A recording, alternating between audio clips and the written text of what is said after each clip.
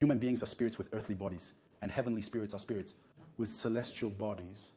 All spirits, earthly and heavenly, we are spirits who all have a father. The father of spirits, i.e. God who creates them. So much for the promise to Abraham. You've noted the insistence, the emphasis that's being placed on procreation. In Genesis 17:4-7, and also verses 17 to 19. Same emphasis on procreation in Genesis 18:10-12 and Genesis 22:16-18.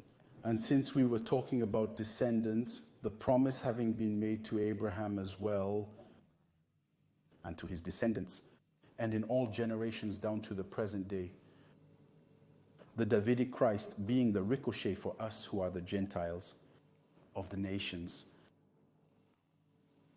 In Genesis 35:10-12, we observe more or less the same text structure since it's an inheritance.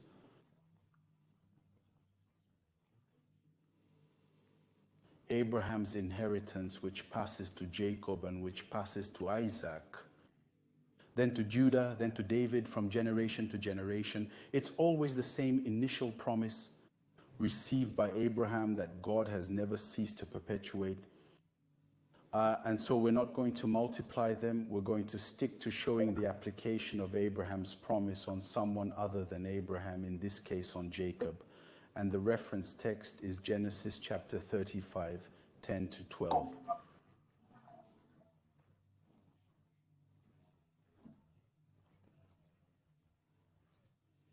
As with Abraham, God changes Jacob's name, renaming him. From now on, Jacob will be called Israel. As with Abraham, God reminds him that kings will come from his loins. Emma, he said to him, be fruitful, proliferate, multiply. Exactly as he told his father Abraham. He also emphasizes that Jacob's descendants will benefit from the same covenant as long as they remain faithful to him.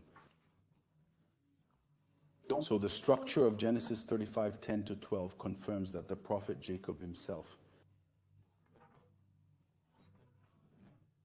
was in this respect heir and descendant of his illustrious father Abraham. Another prophet, another messianic prophecy. We can mobilize David at this point, another descendant of Abraham, king from his loins, from Jacob. We mobilize David through the text of 2 Chronicles 6:16 or 1 Chronicles 28:4. To put it briefly, for our information, this text indicates the following.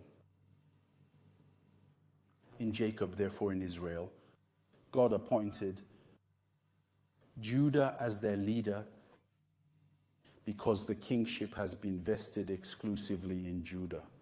No other tribe among Jacob's 12 sons could lay claim to the kingship. To be king, one had to be a member of the tribe of Judah, thus with a biological paternal lineage, since biblical filiation is exclusively patrilineal. This text then from 1 Chronicles 28:4 says that in the house of Jacob, God appointed Judas as their leader. In the house of Judah, he appointed, David said before, the elite of Israel's leaders according to their category. He appointed Isaiah, who is therefore David's father. And in my father's house, it is I, whom God chose and wanted to be king over Israel forever. This is what the prophet, David, and this perpetuity, just as we spoke of the fulfillment of Abraham's prophecy, of the covenant God made with him, through the true Messiah as the culmination, the ultimate fulfillment, in reality, the ultimate king who comes from the loins, from the seed of David, from the womb of David, and in turn from the bowels of Abraham is Yeshua, the true Christ, the Lion of the tribe of Judah, in Revelation 5:5, for example. Once we've mentioned our fourth prophet, David, The first was Samuel, followed by Abraham, followed by Jacob, will now highlight the prophet Micah in his chapter 5, the very first verse.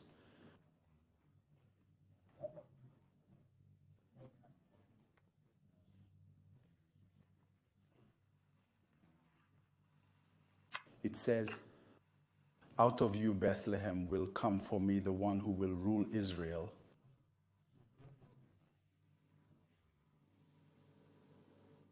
whose days go back to ancient times, in the days of eternity." A wonderful text, which shows that beyond his humanity, while being born in Bethlehem,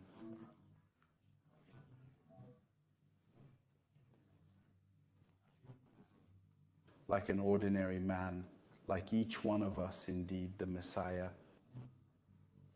will have the privilege of also being declared, as Paul says in Romans 1:4, a son of God.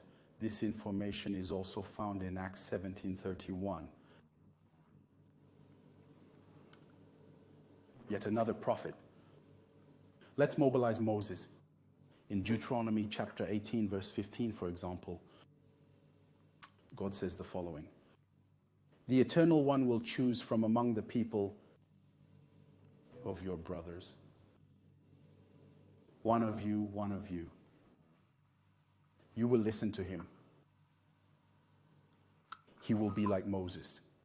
Therefore, prophet, you will listen to him in everything he tells you, and whoever does not listen to him will be cut off from among the people, will lose his salvation, cannot be saved."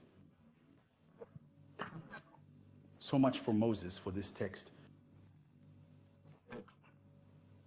Concerning Deuteronomy chapter 18, verse 15, we can take it a step further by mobilizing an additional prophet. For example, there are in fact an impressive number of them. Maybe we can stop here. Let's go with Isaiah. Isaiah, that some like to call so much the better messianic prophet par excellence. From this point of view, let's allow ourselves several texts from Isaiah, 3 in this case.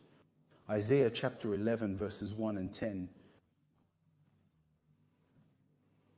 I'm going to focus on verse 1 in particular, which says the following: "A branch will grow from the trunk of Isaiah, and an offspring will emerge from its roots." Isaiah chapter 7, verses 13 to 16.